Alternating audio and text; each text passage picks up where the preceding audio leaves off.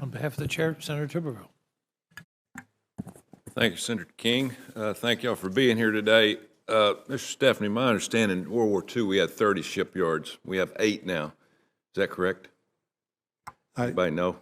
As significant shipyards, yes, 8. It would be about right. Is that enough?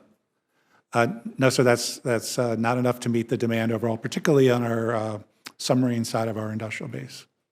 So we got problems, big problems. I've been to a couple of shipyards lately, and they're having to recruit out of McDonald's, Walmart's, Targets, going in and say, listen, we can teach you to weld, we can teach you to do plumbing, all those things. Do we need to get involved in this? I mean, are we going to leave it to the commercial shipyards, or how are we going to handle this? Because we're slipping on borrowed time here. So, sir, on the workforce side, which is frankly a national effort issue, we've not kept our tradescrafts as a nation, at the value that they need to be at. But in the area of shipyards and getting the workforce we need so that we're not competing with McDonald's or Walmart, like you mentioned, sir, we're working at 3 levels. We're at the local. We have started some initiatives with funding from this committee to work on going into the high schools and going into trade schools and actually like reinstituting shop programs and things like that, where we can get people trained in high school to come out and give them and actually guarantee them jobs when we get in the outside. So we started that in Philadelphia last year, graduated about 200 people. We're repeating this year, moving to Pittsburgh and then out to the Great Lakes and ultimately to the Gulf Coast as we expand that program. Regionally, we're working with our shipyards. Each one has a really good apprentice program, and we're trying to figure out how to expand that to larger areas regionally to get that workforce, because you're right, it's all about having that skilled workforce, sir. We all when most of us went to school, we had shop, and we had that elective, and we don't have that anymore. Pardon? Yeah, it was your best course. You made an A in that, right? Yeah, most schools don't even have the equipment in the schools. Yeah, but we can talk about appropriating all these ships and submarines and everything. Thank God we got a lot of commercial people out there working. How are we going to build these things, especially if all hell breaks loose? To be honest with you. Yeah, that is our number one challenge, unquestionably. Yeah. And look forward to working with the shipyards and again your committee on what we can do about it. But it really is a national. Well, we need more shipyards, and then we need more places to where people build ships. Exactly. We need to spread out. Yep. Okay.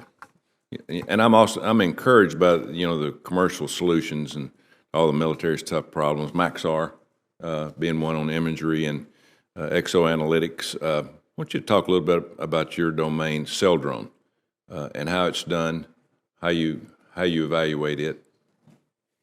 So I'll talk business-wise. Yeah. Okay, let's let the Admiral go on the operational side first.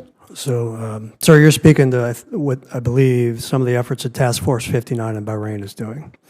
And that has been a great environment, which out of operational necessity, how do we create maritime domain awareness from the Red Sea into the Gulf and the adjacent seas and understand what's out there? Some of it was a lot of it was contractor-owned, contractor-operated concepts that went out to Bahrain and tell you this is what we can have. Sail drone was one of them. Mm-hmm. It's also working with our allies and partners that are in that area.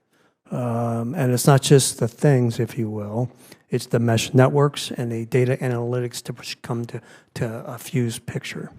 So we need to look at what we're doing out in Bahrain and then how do we scale it? In potential other areas. And I think that'll be kind of rolling out in the next few months. Yeah. I understand Iran tried to swipe a couple of our cell drones, and we forced them to put them back, correct? Yes. But really do we care? Based on the level of technology.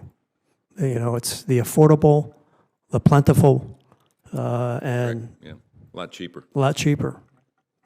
Let me ask you about the 14 of 18 SSBNs. Is that going to be enough to meet the nation's strategic force needs? The Navy has transformed 4 Ohio-class submarines. Kind of evaluate that as we get into near time. Yeah, the requirement is 12 right now. And based on the timing, those decisions to go in excess and above to the 12 would be made a long time from now. And then whether or not we recapitalize the GN force. How much would that cost to keep those in operation until we get the other submarines in? Would that cost us a fortune? The GNs? Yeah. I don't have the exact number.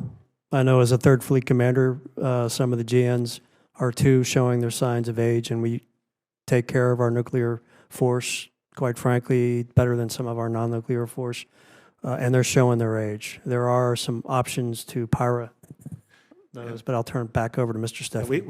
We'll take for the record, to get you the cost to do what we call a PIRA, which we would extend the life of those current boats if they're able to be extended, so we can get that. Would we want to do that? We would want to, again, depending on how many cycles they've done, they may not be extendable. So we're going to look at each ship and then let you know. We'll let you know what it would take to extend their lives, sir. Thank you.